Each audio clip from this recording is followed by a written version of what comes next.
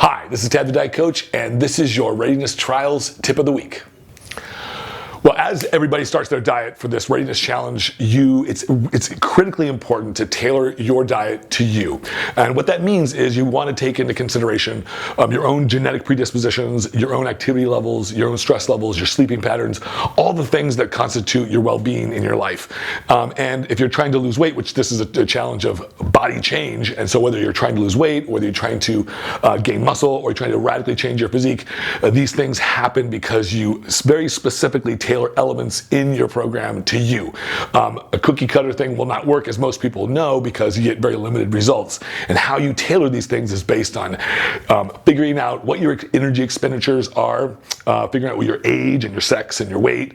It's a very there's a lot of complexity to it, but in general, you can oftentimes go up to, there's some normal calculators you can use, but in general, you can take a look at what you normally eat, and you can sort of make a list, use a journal to take a couple of days worth of what you eat, when you eat it, and how and when you work out, and how much activity you're doing, what your sleeping patterns are like, and what your stress levels are like. And then you can take a look at this after a few days and sort of come up with some generalities to give you a starting point. If you're in the process of gaining weight constantly, then you know that this lifestyle is going to continue to produce that most likely. So you want to sort of set some of this back, pull some of those calories back, pull some of those, increase energy expenditure or increase activity levels. These are some general concepts and some general ways that you can tailor your diet for you.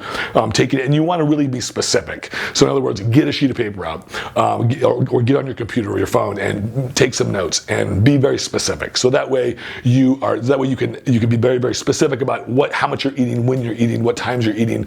It's a lot of work, but in the end, it becomes very autonomic. But the most important elements are obviously how many hours are you awake, how much are you eating currently right now, and is that maintaining your weight? Are you losing weight, or are you gaining weight?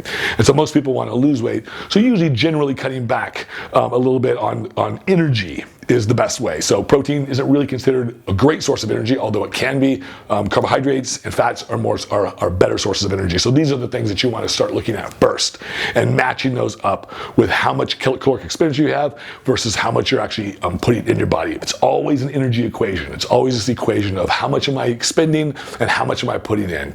And if there's any aggregate, then of course your body generally either will speed up to meet that aggregate and release it as heat, or it will store it on the body. Generally speaking, people store because they take in so much more than they usually need, their demand. So these are some of the elements, and then just doing the math and looking at what it is that you're actually putting in, what energy you're actually expending, and then coming up with a logical starting point. And then once you have a starting point, then it's much easier to tweak these things along the way if it's working or not working.